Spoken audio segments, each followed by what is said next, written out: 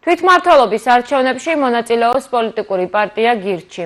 Როგორია მათი საარჩევნო პროგრამა, თემაზე სასაუბრო ჩაგორთვება იაგო ხუჩია, საქართველოს მეათე მოწვევის პარლამენტის წევრი და გირჩის ლიდერი.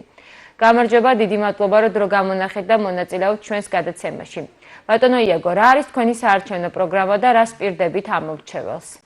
Რავით, ალბათ ესე ორი სიტყვით გამიჭირდება რას პირდებით ამორჩეველს, მაგრამ პირდებით გათავისუფლებას იმ მარწუხებისგან, რომელიც რეგულირებების, ბიუროკრატიის, გადასახადების, საცობების თუ სამის სახით არსებობს ქალაქში. ასევე პირდებით იმას, რომ ჩვენ ახლებურად შევხედავთ იმ პროცესს, რა პროცესშიც ქალაქი ახლა იმყოფება და საზოგადოებას არ მოვატყუებთ ისეთი ტიპის პროექტებით, რომელიც არაფერს არ შეცვლის ამ ქალაქში, მაგრამ პიარისთვის ხშირად გამოიყენება, მაგალითად იქნება ეს ტროლეიბუსები, იმისი რა ქვია, ბასლაინები და ასე შემდეგ. ჩვენ გვინდა რომ ფუნდამენტურად შევხედოთ ქალაქის განვითარების საკითხს და შესაბამისად ჩვენი დაპირებებიც ფუნდამენტურია ამ ქალაქთან მიმართებაში. როგორც ვიცი, გურჯაანში წარმომადგენელი არ გყავთ, რატომ? ჩვენ დიდი ხანი ვეძებდით გურჯაანშის და საქართველოს სხვა კუთხეებში წარმომადგენლებს, მაგრამ განსხვავებით სხვა ჩვენი კოლეგებისგან ჩვენ არ ვაპირებთ საკუთარ წარმომადგენლებში ფულის გადახდას. თქვენ იცით როგორ ფუნქციონირებენ პოლიტიკოსები. მიდიან სხვადასხვა რაიონში თუ რეგიონში ცნობილ ადამიანთან, სთავაზობენ ფულს და სთხოვენ, რომ იყავით ჩვენი წარმომადგენელი სადღაც, მაგალითად გურჯაანში ამ შემთხვევაში. ჩვენ ეს არ გავაკეთეთ, მაგრამ ვეძებდით დიდი ხნის განმავლობაში ჩვენიანებს გურჯაანშიც და გურჯაანს მიღმაც. 24 ადგილას ასეთი ადამიანები ვიპოვეთ, სამწუხაროდ გურჯაანში ვერ ვიპოვეთ, არ გამოჩნდა ადამიანი, რომელიც ჩვენი სახელით თვითონ იქნებოდა აქტივისტი და იქვე თვითონ დაორგანიზებდა თავის საარჩევნო კამპანიას და ამაში ფული არ გადავიხადეთ, იმიტომ რომ არ გვინდოდა რომ მოსახლეობისთვის შეგვეთავაზებინა ადამიანები, რომლებიც ამას აკეთებდნენ ფინანსური სარგებლის გამო და არა იმის გამო, რომ ჩვენი მხარდამჭერები არიან ბუნებრივად. ბატონო იაგო, თქვენი დაკვირვებით რა პრობლემები აწუხებს მოსახლეობას სოფლებში და თქვენი პარტია როგორ შეძლებს გადაჭრას? ჩემი აზრით, სოფლებშიც და ქალაქშიც საზოგადოებას ერთი პრობლემა აწუხებს, მთავარი, რომელსაც სიღარიბე ქვია და ეს სხვადასხვა ფორმით არის გამოხატული. გურჯაანში და რეგიონებში ეს პრობლემა უფრო თვალსაჩინოა ვიდრე შეიძლება დედაქალაქში, მაგრამ ფუნდამენტურად ეს ერთი და იგივე პრობლემაა და ჩვენ სხვადასხვა ფორმით, ბევრი სხვადასხვა გზით ვთავაზობთ ადამიანებს სწრაფად გამდიდრების გზას. იქნება ეს სახელმწიფო ქონების პირდაპირი გადანაწილება თანაბრად და უსასყიდლოდ მოქალაქეებზე, მაგალითად გურჯაანის მოქალაქეებზე, მთელი გურჯაანის ტერიტორიის იქნება ეს ტყე, იქნება ეს მდინარის სანაპიროები თუ სხვადასხვა ადგილები, რომელიც დღეს სახელმწიფო საკუთრებაა და უპატრონოდ არის მიგდებული, თანაბრად გადანაწილება ასე ვთავაზობთ საზოგადოებას ბიუროკრატიისგან, რეგულირებებისგან და გადასახადებისგან გათავისუფლებას, ჯარიმებისგან გათავისუფლებას, რომელიც ხშირ შემთხვევაში უსამართლოდ აქვს დაკისრებული ადამიანებს.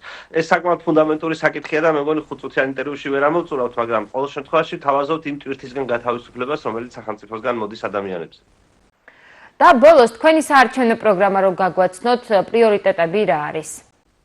თავარი პრიორიტეტები, ვინაიდანვე თბილისში მონაწილეობ წინა საარჩევნოთ, ძირითადი პრიორიტეტები მაინც თბილისს უკავშირდება. იქნება ეს მაგალითად საცობებისგან განმუხტვა არა პირობითა ტრამვაის ხაზით და ბასლაინებით, არამედ ახალი მეტროსადგურის მშენებლობებით, ახალი ხიდების მშენებლობებით, რომელიც დიდი ხანია ქალაქში არ აშენებულა. ასევე გვინდა რომ თბილისს და რუსთავს შორის არსებობდეს მეტრო, რომელიც საბოლოოდ აღმოფხვის იმ პრობლემას, რომელსაც თბილისიდან რუსთავში და პირიქით გადაადგილება ქვია. ასევე ჩვენ ვართ ნოვატორები იმ გაგებით, რომ ერთადერთი პარტია ვართ, რომელიც იძახის, რომ არ მონაწილეობთ რევოლუციაში და გვინდა რომ რაღაცნაირად ჩვენი არჩევის შემთხვევაში საზოგადოებას ვაჩვენოთ ამ დაპირისპირების და პოლარიზაციის განმუხტვის გზა, რომელიც არსებობს მმართველ პარტიას და ოპოზიციას შორის. ამიტომ ჩვენ გვინდა ძალაუფლება იმისთვის, რომ ეს ფაქტობრივად რევოლუციური სიტუაცია, სადაც ერთი მხარე მეორეს დაჭერით, მეორე კიდე გაკულაკებით და ქონების ხელახალი გადანაწილებით ემუქრება, ცივილური ურთიერთობებით შეიცვალოს და საზოგადოებამ დაიწყოს ლაპარაკი. შესაბამისად, ჩვენი მთავარი ნოვაცია ამ არჩევნებზე და სხვა არჩევნებზეც არის ის, რომ ჩვენ ერთადერთი პარტია ვართ, რომელიც საზოგადოებას მოუწოდებს ლაპარაკისკენ. იმ შემთხვევაში, როცა საზოგადოება არ ლაპარაკობს, იწყება ჩხუბი და ჩვენ ყველაზე მეტად აი ამ ჩხუბის დაშვება არ გვინდა, რომელიც გამოწვეულია დიდი ხნის განმავლობაში საზოგადოების დაპირისპირებით და ერთმანეთთან დაულაპარაკებლობით. ბატონო იაგო, თქვენი პარტია საცობების პრობლემას როგორ გადაჭრის? წეგანასაც გელაპარაკებოდით, ხო თავის შინაარსით ყველაფერი საცობებისგან გათავისუფლების გზა არის. საცობებისგან გათავისუფლების გზა არის ის, რომ ახალი მაგისტრალები ააშენო, ახალი მეტროსადგურები ააშენო, რითაც განიმუხტება ზოგადად სამართალო მოძრაობა, ხიდები ააშენო ახალი და გზები გააკეთო ახალი. ანუ ჩვენ განსხვავებით დღევანდელი ქალაქის მენეჯმენტისგან განსხვავებული მიდგომა გვაქვს. თქვენ ისით რომ კალაძის პოზიცია არის, რომ მოდი შევამციროთ მანქანების რაოდენობა ქალაქში, რაც სხვანაირად ნიშნავს, რომ ღარიბები გადმოვსვათ მანქანიდან და ვატაროთ 18 მეტრიანი ავტობუსით. ჩვენ კიდე გვინდა რომ გზები გავაფართოვოთ, როგორც გითხარით, ავაშენოთ ახალი ინფრასტრუქტურული პროექტები, რომელიც თავისთავად განმუხტავს საცობს დედაქალაქში, იმიტომ რომ დღეს ბუნებრივია, რომ დედაქალაქში საცობია.